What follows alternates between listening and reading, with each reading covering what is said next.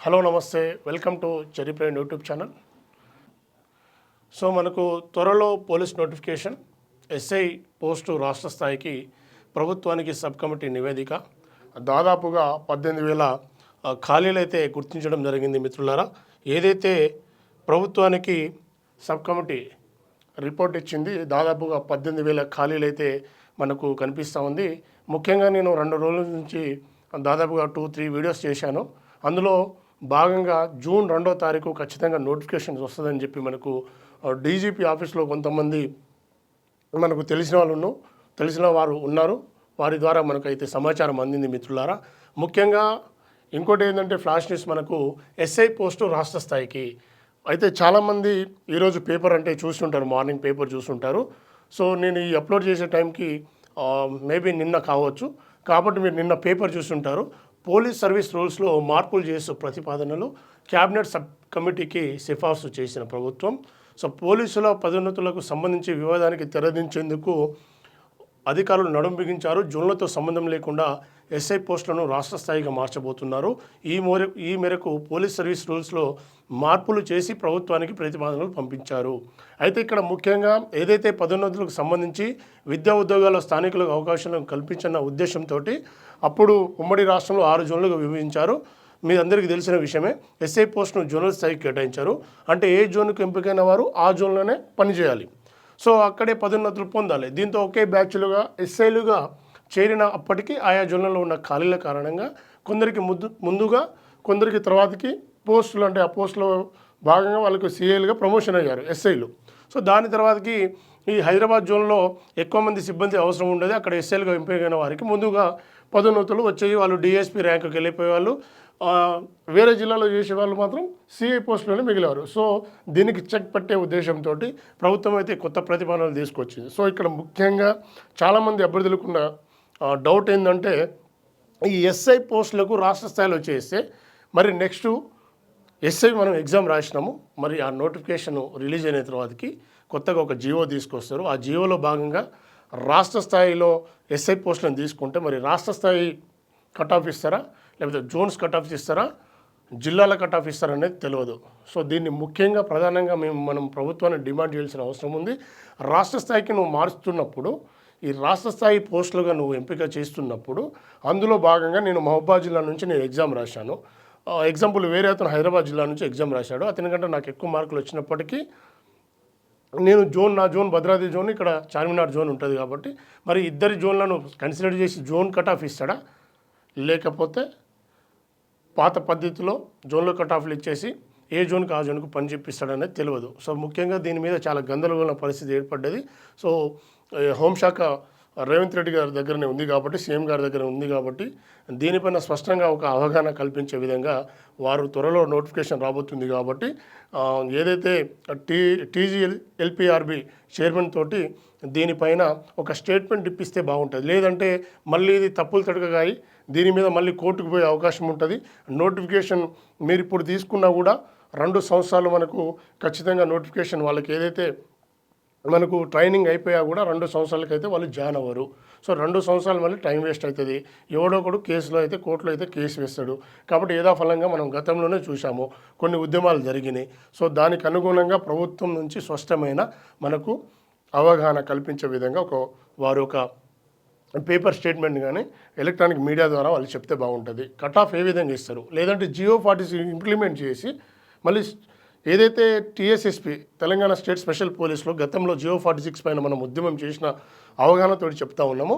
వాడు ఇప్పుడు మహబూబాబాద్ జిల్లాలో డిస్ట్రిక్ట్ వైజ్గా కట్ ఆఫ్ అక్కడ రీచ్ అయ్యిండు, కానీ వాడు మహబూబాబాద్ జిల్లాలో వర్క్ చేయడు. ఎక్కడో ములుగులో చేస్తాడు, లేదంటే ఎక్కడో వరంగల్లో చేస్తాడు, వేరే బెటాలియన్లో పని చేస్తాడు.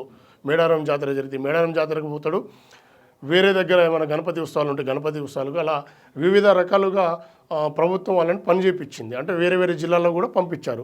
సో ఇప్పుడు ఎస్ఐని కూడా ఆ విధంగా జియో 46 ఇంప్లిమెంట్ చేసి జిల్లాల వైజ్గా కట్ ఆఫ్ ఇచ్చి వాడిని స్టేట్ వైజ్గా వాడుకుంటారా, లేదంటే జోన్ల వారీగా విభజించి అదే సేమ్ కట్ ఆఫ్ ఇచ్చి మళ్ళీ స్టేట్ వైజ్గా పోస్ట్ చేస్తారనేది ఇక్కడ చాలా గందరగోళ పరిస్థితి ఏర్పడ్డది. కాబట్టి దీనిపైన స్పష్టమైన నివేదిక ప్రభుత్వం విడుదల చేయాలి, శ్వేతపత్రం విడుదల చేయాలి దీనిపైన. లేకపోతే ముందు చాలా ఉద్యమాలు జరిగే పరిస్థితి ఉంటుంది. కాబట్టి మేము ప్రభుత్వాన్ని విజ్ఞప్తి చేస్తూ ఉన్నాం. ఇకపోతే మనకు వచ్చేసి దాదాపుగా కొన్ని డిమాండ్స్ అయితే ఉంది. మనకు దాదాపుగా 18,000 పోస్టులు అయితే ఖాళీగా ఉన్నాయని చెప్పి తెలుస్తూ ఉంది. ప్రతి సంవత్సరము 8,000 నుంచి 9,000 మంది రిటైర్మెంట్ అవుతూ ఉన్నారు. ఈ లెక్కన చూసుకుంటే మనం 2 సంవత్సరాలు, మనకు దాదాపుగా 4 సంవత్సరాలు కావస్తూ ఉంది. ఒక్క నోటిఫికేషన్ కూడా ఇప్పటివరకు రాలేదు. సో రేపటి రోజున నోటిఫికేషన్స్ వచ్చినా కూడా ఈ 2 సంవత్సరాల కాలంలో మనకు దాదాపుగా మళ్ళీ ఒక 15,000 నుంచి 14,000 పోస్టులు మిగులుతాయి. కాబట్టి ఎంత తొందరగా వీలైతే అంత తొందరగా పోలీస్ నోటిఫికేషన్స్ ఇవ్వాల్సిన పరిస్థితి ఉంది.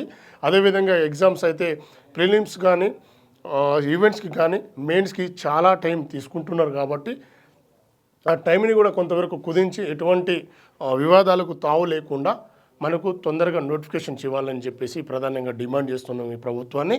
అదేవిధంగా మనం ప్రధానమైన డిమాండ్లలో ముఖ్యంగా ఏదైతే లాంగ్ జంప్ విషయంలో మనకు ఇప్పుడు అప్పటిలాగా ఏదైతే పోలీసులు అంటే దొంగలను తరిమే పరిస్థితి ఇప్పుడు లేదు. అంటే అంతా దొంగలు ఏదో బ్యాంకులలో దోచుకొని పోయి అలాంటి పరిస్థితి లేదు. ఇప్పుడు ప్రధానంగా జరుగుతుందంటే సైబర్ క్రైమ్స్ ఎక్కువ జరుగుతూ ఉన్నాయి. అంటే మెదడుకి పని చెప్పే పరిస్థితి ఏర్పడ్డది. కాబట్టి ఖచ్చితంగా చదువుకున్న వాడు మెరిట్ అభ్యర్థి పోలీస్ డిపార్ట్మెంట్లో రావాల్సిన అవసరం ఉంటుంది. కాబట్టి నాకు తెలిసిన మిత్రుడు, పేరు చెప్పను, నాకు తెలిసిన మిత్రుడు దాదాపు వానికి ప్రిలిమ్స్లో ఏదైతే కానిస్టేబుల్ ఎస్ఐ అప్పుడు నెగిటివ్ మార్కింగ్ సిస్టంలోనే దాదాపుగా 130 మార్కులు వచ్చినాయి. వాడు అటెంప్ట్ చేసింది 150 క్వశ్చన్లకి. అంటే అంతమంది మేధావులు, బట్ వాడు లాంగ్ జంప్ డిస్క్వాలిఫై అయ్యాడు. సో ఆ మెరిట్ అనేది వెళ్ళిపోతుంది. అంటే ఫిజికల్గా నువ్వు ఫిట్ ఉండాలి, నేను కాదనట్లేదు, ప్రధానంగా ఫిజికల్గా ఫిట్ ఉండాలి. బట్ లాంగ్ జంప్ విషయంలో గతంలో చాలా ఉద్యమాలు జరిగినాయి. కాబట్టి లాంగ్ జంప్ విషయంలో ఈ ప్రభుత్వం సానుకూలంగా స్పందించి ఆ లాంగ్ జంప్ 4 మీటర్స్ నుంచి 3.8 మీటర్స్కి అయితే కుదించాల్సిన అవసరం ఇక్కడ ఉంటుంది. అదేవిధంగా రాంగ్ క్వశ్చన్స్ లేకుండా ఎగ్జామ్ పెట్టాలి. అంటే 200 క్వశ్చన్లు తయారు చేసి, అంటే ప్రిలిమ్స్కి చెప్తా ఉన్నా, ఎస్ఐ కానీ కానిస్టేబుల్ కానీ 200 క్వశ్చన్లు తయారు చేయని పరిస్థితి ఉందా అండి తెలంగాణలో? మీరు మంచి మేధావులు, ప్రొఫెసర్స్, మీరు ఎందుకు ఇలా చేస్తున్నారు అర్థం కావట్లేదు. గతంలో జేఎన్టీయూ ఏదైతే పేపర్ కండక్ట్ చేసేది, పేపర్ని తయారు చేసే ప్రక్రియ వాళ్ళే చేశారు. బట్ ఈసారి జేఎన్టీయూకి ఇవ్వరని చెప్పి మనకు సమాచారం ఉంది. ఇస్తే ఉస్మానియా యూనివర్సిటీ కానీ వేరే మన జనరల్ బాడీకి ఇచ్చే అవకాశం ఉంది. కాబట్టి ఖచ్చితంగా తప్పులు తడుకు లేకుండా క్వశ్చన్ పేపర్ అయితే తయారు చేయాల్సిన అవసరం ఇక్కడ ఉంది. మరీ ముఖ్యంగా జియో 46 విషయంలో దీనైతే ఖచ్చితంగా సవరించాల్సిన అవసరం ఖచ్చితంగా ఉంది. టీఎస్ఎస్పీ ఇప్పుడు TGSP, Telangana state special police అంటేనే అది స్పెషల్గా బెటాలియన్ పనిచేసే అవసరం ఉంటుంది. ఏ జిల్లాలకు ఆ జిల్లాలకు కటాఫ్ ఇవ్వడం వల్ల చాలా వరకు నష్టపోయినాము, ఇప్పటికీ నష్టపోయినాం. దానిపైన ఎన్నో ఉద్యమాలు నేను చేసినా మీ అందరికీ తెలుసు. రాంగ్ క్వశ్చన్స్ విషయంలో కానీ, జియో 46 విషయంలో కానీ గత ప్రభుత్వాలు, ఈ 2 ప్రభుత్వాలు మనల్ని మోసం చేసిన మాట వాస్తవం. ఇక్కడ ఏ ప్రభుత్వాన్ని ఎవరిని నేను ఒకళ్ళ పుచ్చుకోవట్లేదు. 2 ప్రభుత్వాలు మనల్ని మోసం చేసింది. కాబట్టి ఖచ్చితంగా దీనిపైన తుది నిర్ణయం తీసుకోవాల్సిన అవసరం ఈ రాష్ట్ర హోంశాఖ మంత్రి ఏదైతే రేవంత్ రెడ్డి గారు ఉన్నారో మీకు దయచేసి విజ్ఞప్తి చేస్తూ ఉన్నాను సార్. ఖచ్చితంగా దీనిపైన మీరు ముఖ్యంగా వాళ్ళ కమిటీని పిలిపండి. మీరు నోటిఫికేషన్ ఇచ్చే ముందు ఏదో ఇచ్చేసినాం అన్నట్టు ఇచ్చేసిన నోటిఫికేషన్స్ అయిపోయిందని మీరు అనుకోకండి. దయచేసి ఆ ఏదైతే అధికారులు ఉంటారో వాళ్ళ సమక్షంలో పిలిపించి ఎటువంటి తప్పులకు తావు లేకుండా, కోర్టులకు వెళ్ళే పరిస్థితులు తేకుండా వీటిపైన మీరు ముఖ్యంగా ఈ జియో 46 కానీ రాంగ్ క్వశ్చన్ విషయం కానీ లాంగ్ జంప్ విషయంలో మీరు ప్రధానంగా వారితో చర్చించి వీటిని మినహాయించే అవసరం ఉంది. దాని తర్వాత ఏజ్ రిలాక్సేషన్ గతంలో 32 సంవత్సరాలు అనుకుంటా నాకు తెలిసి ఏజ్ రిలాక్సేషన్ పెంచడం వల్ల కూడా చాలామంది, నాకు తెలిసిన వాళ్ళకి చాలామందికి కానిస్టేబుల్ జాబ్స్ అయితే వచ్చాయి. సో ముఖ్యంగా ఏజ్ రిలాక్సేషన్ అయితే 35 సంవత్సరాలకైతే కానిస్టేబుల్ అభ్యర్థులకైతే అవకాశం కల్పించాలి. అదే మాదిరిగా ఎస్ఐ పోస్టులకు దాదాపుగా 40 నుంచి 42 సంవత్సరాల ఏజ్ ఉన్న వాళ్ళకు ఎస్ఐ పోస్టులను కల్పించాల్సిన అవసరం ఈ ప్రభుత్వాని పైన ఉంది. ఎందుకంటే డిపార్ట్మెంట్ జాబులు అంటే ఫేవరెట్గా, అంటే ఎంతోమంది యువతకు ఈ డ్రెస్ వేసుకోవాలి, కాకి చొక్కా వేసుకోవాలని ఎంతోమంది నాలాంటి యువకులకు వారికి ఒక డ్రీమ్లా ఉంటుంది. కాబట్టి డిపార్ట్మెంట్ డ్రెస్కి సంబంధించి 4 సంవత్సరాల నుంచి నోటిఫికేషన్ లేదు. కాబట్టి 2022లో చివరిగా నోటిఫికేషన్స్ వచ్చింది. కాబట్టి ఈసారి ఖచ్చితంగా ఏజ్ రిలాక్సేషన్ ఇస్తే ఖచ్చితంగా మెదడుకు పని చెప్పేవాడు ఖచ్చితంగా వస్తాడు. ఈ 60-70 మార్కులకు జాబులు కొట్టే వాళ్ళను మేము వాళ్ళ ముందు వంగి మేము సలాంను కొట్టలేము సార్. దయచేసి చెప్తా ఉన్నాము. ఈ ప్రభుత్వానికి అయితే నివేదిక మీరు ఏదైతే సబ్ కమిటీ నివేదిక ఇచ్చిందో తొందరగా 18,000 పోస్టులను ఫిలప్ చేయాల్సిన బాధ్యత మీరు తీసుకోవాలి. అదే మాదిరిగా ఇప్పుడు గతంలో మనం చూసుకున్నట్లయితే రాంగ్ క్వశ్చన్ విషయంలో ఫైటింగ్ ఉద్యమం జరిగింది. దానికంటే బిఫోర్ నెగిటివ్ మార్కింగ్ విషయంలో మరి అశోక్ సార్ ఆధ్వర్యంలో కొన్ని ఉద్యమాలు జరిగాయి. దాని తర్వాతకి లాంగ్ జంప్ విషయంలో కొంతమంది మిత్రులు లాంగ్ జంప్ విషయంలో ఉద్యమాలు చేశారు. దాని తర్వాతకి వచ్చేసి మనకు 7 మార్క్స్ విషయంలో కూడా హైకోర్టు 7 మార్క్స్ కలపడం జరిగింది.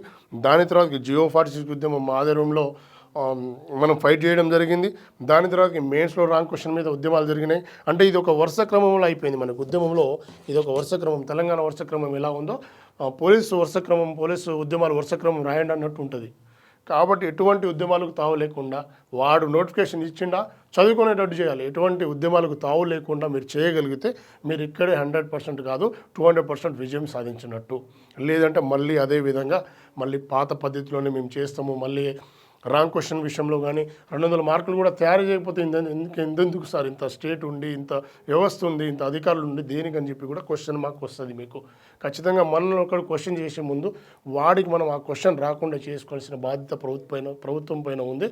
దయచేసి చెప్తా ఉన్నాము, ఈ ప్రధానమైన డిమాండ్లను మీరు ఖచ్చితంగా నెరవేర్చాల్సిన అవసరం ఉంది. అదేవిధంగా మిత్రులారా, మీ అందరికీ చెప్పదలుచుకున్నా, నీకు ఎలా ఇన్ఫర్మేషన్ తెలుసు, నువ్వు ఎవడివి, ఇలాంటి క్వశ్చన్లు ఇలాంటివి మానుకోండి. నోటిఫికేషన్స్ వస్తుంది ఖచ్చితంగా. ఈరోజు రాకపోయినా రేపైనా నోటిఫికేషన్స్ వస్తుంది. కాబట్టి టైం వేస్ట్ చేసుకోకుండా చదువుకోండి. ఎందుకంటే నాకు 1.5 మార్క్స్ తోటి నాకు జాబ్ మిస్ అయింది, మీ అందరికీ తెలుసు. జియో46 లేకపోతే నేను ఈరోజు డిపార్ట్మెంట్లో ఉండేవాడిని. సో నేనైతే చదువులేక కాదు, నాకు 103 మెయిన్స్ వచ్చాయి. 17 క్వశ్చన్లు, దాదాపుగా 14-15 క్వశ్చన్లు నేను సరిగ్గా టైం లేకుండా అది తెలిసిన క్వశ్చన్సే. చిన్న మిస్టేక్స్ వల్ల జాబ్ మిస్ చేసుకున్నా. సో సివిల్లో కానీ ఏఆర్లో కానీ టీఎస్ఎస్పీలో 0.5 తోటి, 1 మార్క్ తోటి, హాఫ్ మార్క్ తోటి చాలామందికి జాబులు మిస్ అయినాయి. నేను దగ్గరుండి చూసిన. చాలామంది చచ్చిపోయే పరిస్థితికి కూడా వెళ్ళారు. నాకు తెలుసు, నేను ఆ స్ట్రగుల్ పడ్డా. కాబట్టి మీకు చెప్పదలుచుకుంది ఒకటి, చదువుకోండి. మీకు ఏమైనా డౌట్స్ ఉంటే మమ్మల్ని అడగండి. ఖచ్చితంగా డౌట్స్కి నాకేమైనా ఇన్ఫర్మేషన్ తెలిస్తే ఖచ్చితంగా నేను వీడియో చేస్తాను. సో ఖచ్చితంగా దానిపైన మీకు నా నెంబర్ కూడా చాలామందికి తెలుసు. నాకు కాల్ చేసి మీరు చెప్పొచ్చు. నేను ఖచ్చితంగా మీరు నన్ను అడగవచ్చు, నేను ఖచ్చితంగా సమాధానం చెప్తా. సో ఈ 18,000 ఏదైతే 18,000 మనకు దాదాపుగా 18,000 నోటిఫికేషన్కి సంబంధించి ఒక్క ఆర్థిక శాఖ ఆమోదం ఇచ్చేస్తే మొత్తం క్లియర్ అయిపోతుంది. సో మిత్రులారా, చదువుకోండి. ఏదైతే మీకు గతంలో మీరు చేసిన తప్పులను ఒకసారి సరిదిద్దుకోండి. మీరు ఎక్కడ మిస్టేక్ చేశారనేది, ఎక్కడ మిస్టేక్ అయింది అనేది మీకు తెలుసు. మీకు మీరే రియలైజ్ అవ్వండి. నాలంటోటి చెప్తే అది నా మిస్టేక్ నేను చెప్పగలుగుతా, నీ మిస్టేక్ నేను చెప్పలేను. కాబట్టి నీ మిస్టేక్ నువ్వే రెక్టిఫై చేసుకొని నువ్వు ఖచ్చితంగా జాబ్ కొట్టుకుంటా. నీకు ఆ డ్రీమ్ ఉందంటే అన్నీ మానేసి చదువుకుంటే ఖచ్చితంగా ఇటువంటి అన్యాయం జరగకుండా, ఇందులో ఎటువంటి అన్యాయం జరగకుండా మనం కనుక కరెక్ట్గా మనం జెన్యున్గా రాయగలిగితే ఖచ్చితంగా మనం జాబ్ కొడతాం. కాబట్టి మిత్రులారా, నాకు తెలిసిన ఇన్ఫర్మేషన్ ఇదే. అత్యంత కీలక సమాచారము జూన్ 2వ తారీఖు అయితే ఖచ్చితంగా నోటిఫికేషన్కి సంబంధించిన ఒక ప్రకటన అయితే రాబోతుంది. మీకు నేను ఇన్ఫర్మేషన్ ఇవ్వడానికి ఉన్నా. నాకు ఏ ఇన్ఫర్మేషన్ తెలిసినా ఖచ్చితంగా నా టెలిగ్రామ్ కూడా చెర్రీ ప్రవీణ్ అని ఉంటుంది. చెర్రీ ప్రవీణ్లో మీరు టెలిగ్రామ్లో కూడా జాయిన్ అవ్వండి. మీకు ఏ డౌట్ ఉన్నా మీరు నన్ను క్వశ్చన్ చేయొచ్చు, అడగవచ్చు. నేను ఖచ్చితంగా ఆన్సర్ చెప్తా. అదే మాదిరిగా ఏదైతే ఇప్పుడు నా ఛానల్ని కొత్తగా చూస్తున్న వాళ్ళు ఎవరైనా ఉన్నట్లయితే నా ఛానల్ని సబ్స్క్రైబ్ చేసుకోండి, షేర్ చేయండి. మీకు నేను జెన్యున్గా ఇన్ఫర్మేషన్ ఇస్తాను. అంతవరకు నా ఛానల్ని చూస్తుంటే జై హింద్, జై తెలంగాణ.